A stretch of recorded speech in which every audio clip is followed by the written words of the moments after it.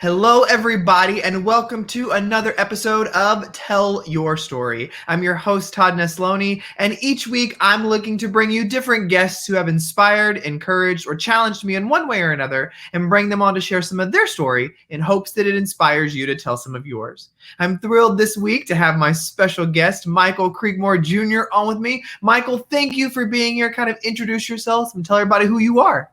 Well, thank you so much, Todd, for inviting me on. I truly appreciate that. I'm happy to be here. As you stated, my name is Michael Creekmore Jr. Have to make sure I add the junior in there. Much love to my father. I am married to the sensational Love Teach Bless, Nita Creekmore. She and I have four amazing children, and we're both in education. She's the instructional coach. I'm the school counselor. Before I became a school counselor, I was actually in community mental health. And I still kind of have my feet over in the community mental health field as well, because I am a licensed professional counselor in the state of Georgia. So I have brought all that experience with me to the school system. So this is now my third year in school counseling. And it's kind of funny, right? Because I feel like last year wasn't even like a full year. It's kind of like the rug got pulled out from underneath me, like back in March, as it did with everyone else. So it's kind of this year has been kind of different, to say the least. I can imagine so. Well, I find I love getting to talk to counselors because that's a place really close to my heart, being able to pour into people in that way. And I love that you were a community counselor before you actually moved to do work in the schools. And so growing up, did you always know that that's the type of work you were going to be drawn to, or how did that kind of happen? Yes, I even tell my students when I do during the first couple of weeks of school, of any school year, where counselors are introducing themselves to their students. I always refer to myself as the student, or I was the kid that asked all the why questions. Well, how come this? How come that? That was me. And I felt like, based on those questions that I asked, either I was going to be a super duper detective or investigator, or I was going to be a school counselor, because I always wanted to find and understand the reason behind people's actions and their thoughts. So it was like a natural 1 + 1 = 2 for me to land into the counseling field. Well, what I've always found interesting, though, about a position like a psychiatrist or a counselor or anything of that is the stories and weight that you have to carry in addition from others that you can't share legally, and you can't share with others to help you carry the weight of their loads. How do you not let what other people are telling you and working through weigh you down too? It becomes challenging. It is very challenging. And because I've been in the field for roughly, I don't want to date myself here, but we're looking at 2007, so roughly about 13 years. And I was taught to jump into the deep end. Anyone who's listening who may be in the mental health field, we know that the deep end is your emergency receiving psychiatric facilities. So for me, that's how I jumped in. That's how I was introduced into the field of mental health. I did that alongside of working at a long-term residential treatment facility as well. So it was kind of like you really get to see some of your more extreme cases. Yeah.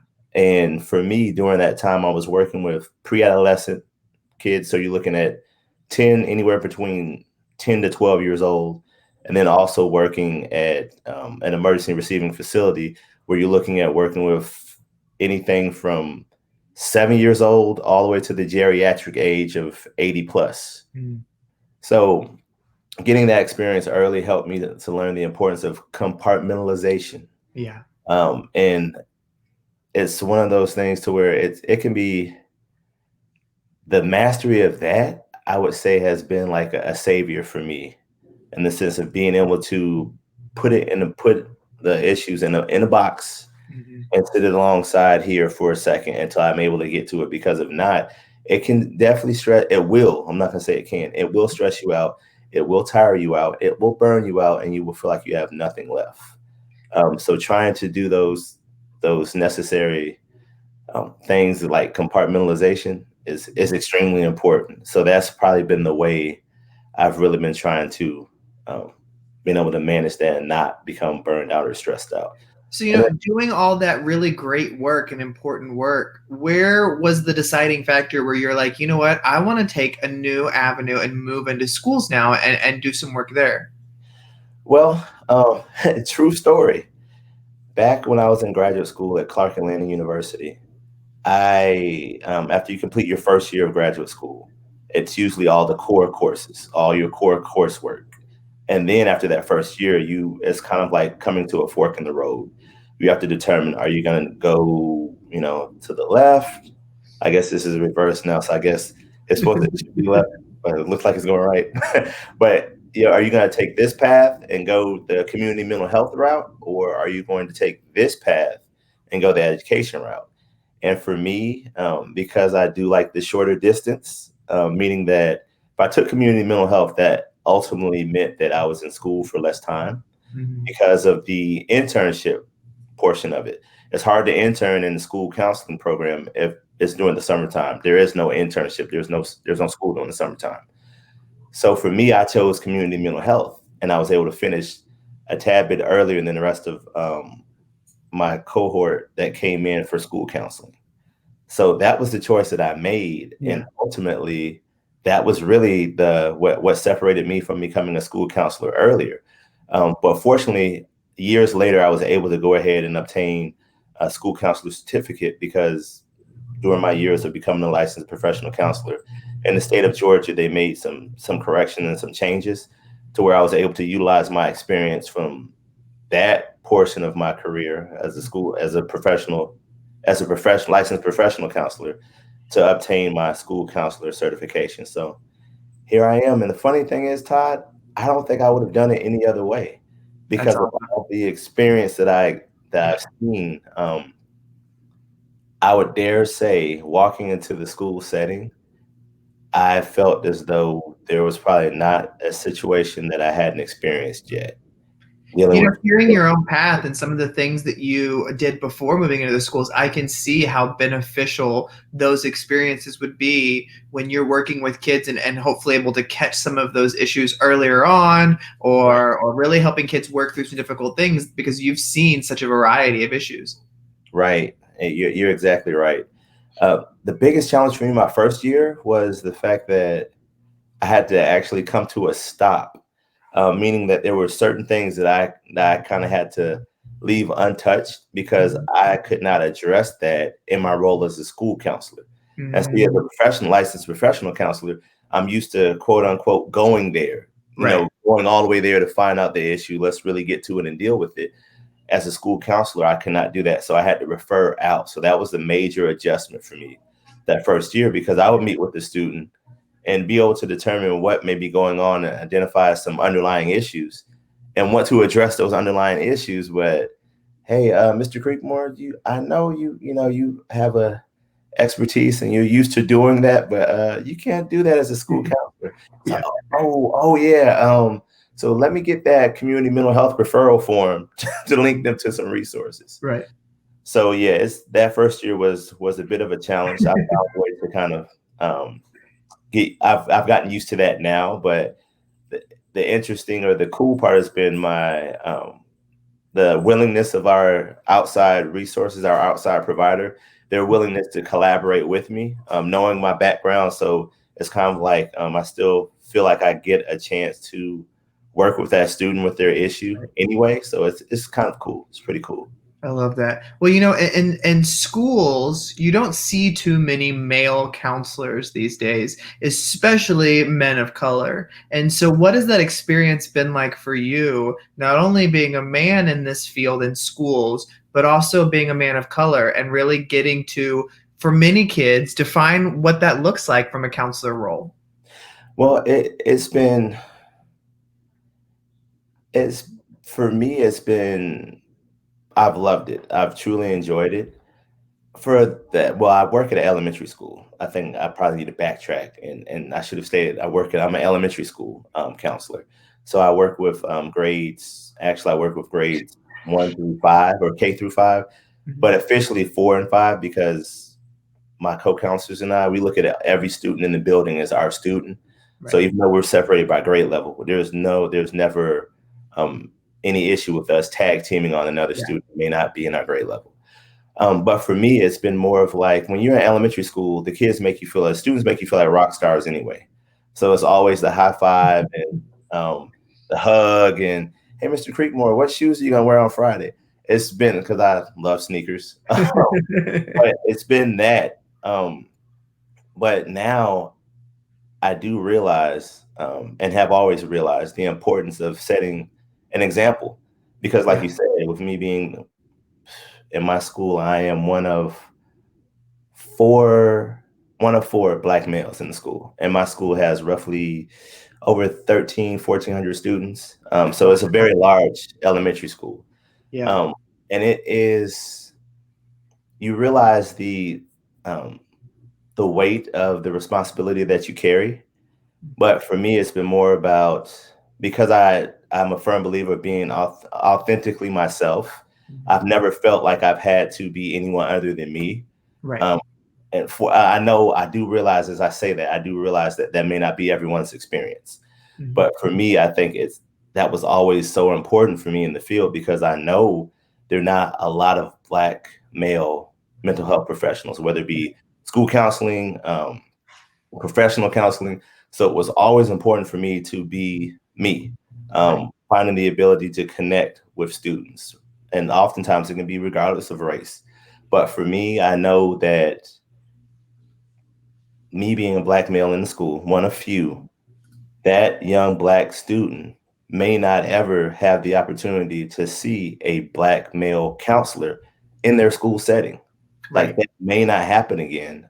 So I do take it very seriously, and I do realize the importance of that. And I just continue to strive to be a better version of myself. I do think I'm pretty confident right now, but there's always room for improvement. And I do realize the importance of that because, as you stated, it's a rarity.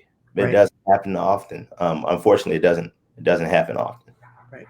Well, I'm interested in something else, switching gears here a little bit. There are certain jobs that come with a lot of training that could benefit you in multiple areas of your life. For example, lawyers go through all these classes and things about how to argue their case, and I always think about lawyers and counselors or psychiatrists or things like that, and all that training they go through with what questions to ask, how to think about, diagnose it, all that stuff. And I think as a husband and as a father, do you find yourself sometimes being like, I remember I took a class on your behavior right now, little one, so I know exactly how I'm going to deal with this from that class? Like, do you find yourself using those, or do you find your wife being like, stop being a counselor right now, talk to me like a normal person? Um, yes, I have been told on a few occasions to stop trying to determine, stop trying to put me on the couch.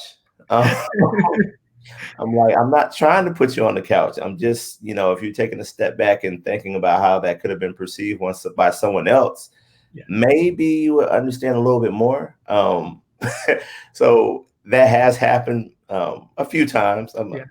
Um, I would say more recently during virtual learning, Oh, it, I it, bet. it has been challenging, and just even having the conversations with our kids because as you know, we have four amazing children, Right. ranging from age 6, which is first grade, and 16, which is a junior in high school, Cool. and all four are virtual. And my wife and I are leaving out to go into our schools every day. Right. We're looking like the extras from ET because of all the protect gear.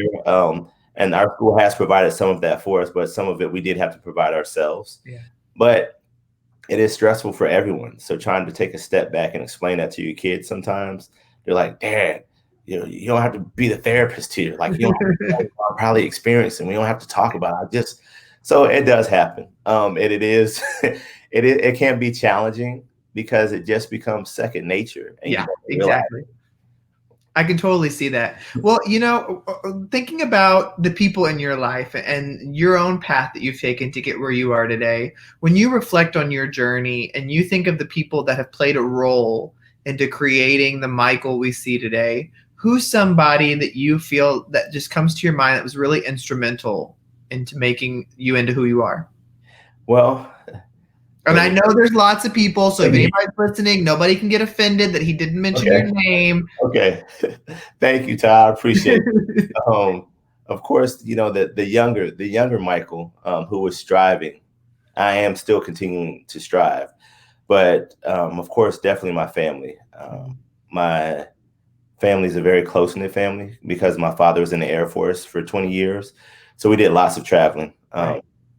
I'm talking about from Germany, Amsterdam, New Jersey, New Mexico, Spain, like some of everywhere at a young age. Like I think I went first grade through the entering fourth grade in Germany. So I wasn't even in the United States. So there's been a lot of cultural exposure that I witnessed and was exposed to at a young age. And I truly think that helped me to just learn and work on the ability to adapt in all situations. Because constantly moving, and we know, especially working in education, when you're constantly the new kid moving from school to school, and military, it's like every 2, 3 years you're moving and you're starting over and you're the new kid. Once you become the new kid, you kind of start, you have the ability to kind of sit back and learn the lay of the land, so to speak.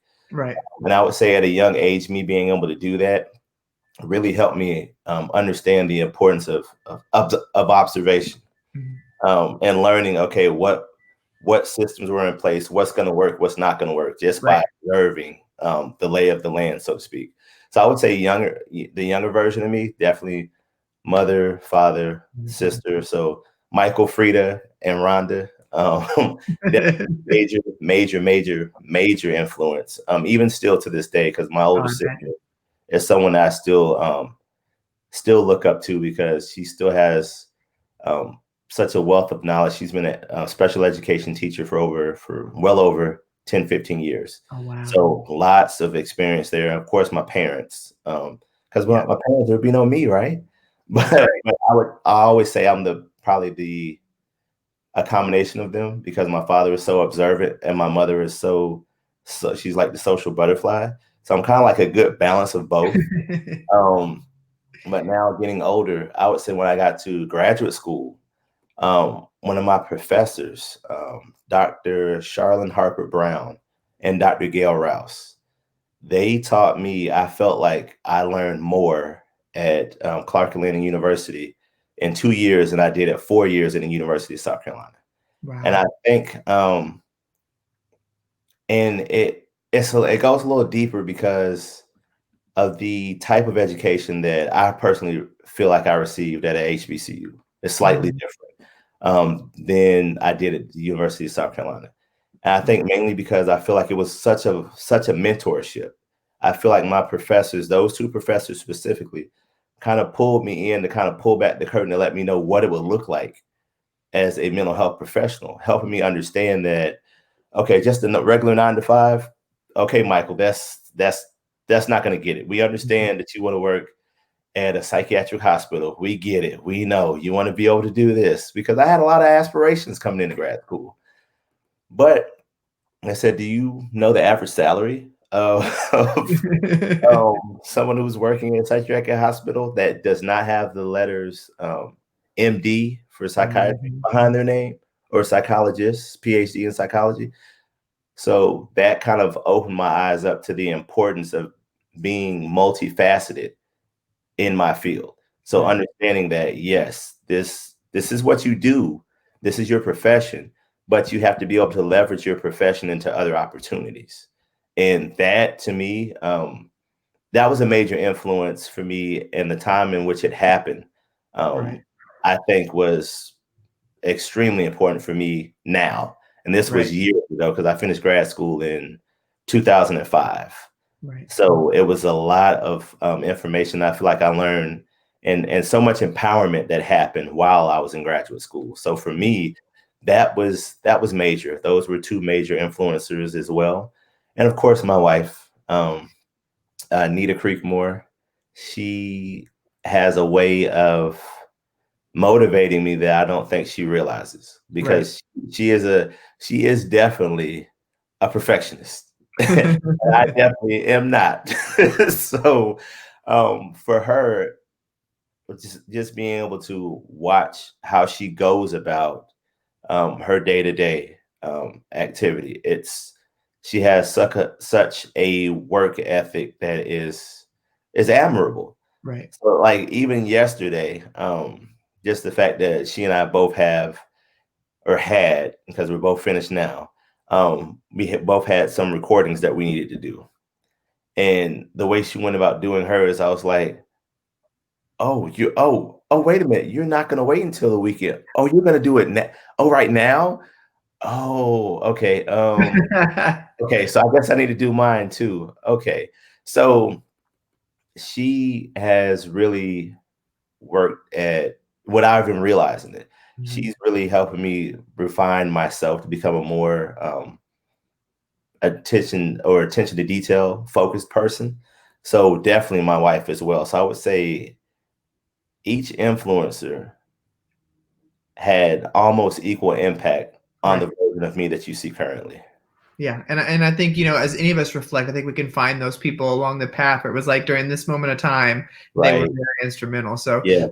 Michael, one way that I always love to wrap these conversations up is, I feel like there's so many things as people that we hold really close to our hearts that are who we are. And so if the people listening or watching today were to walk away with one thing from our conversation, what would your one thing for them be? Well, I would say be true to you.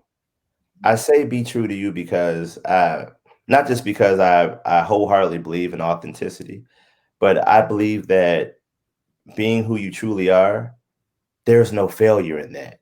Mhm. Because sometimes when we strive to be this person or we model ourselves after that person, we try to turn ourselves into that educator over there or to that influencer over there.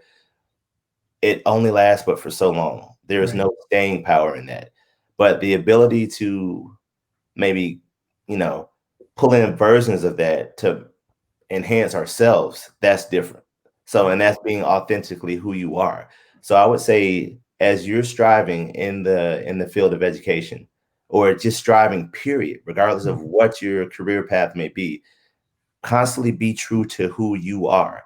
Don't deviate from that. If it's not working right now, at some point it will work. Stay Right. true to you.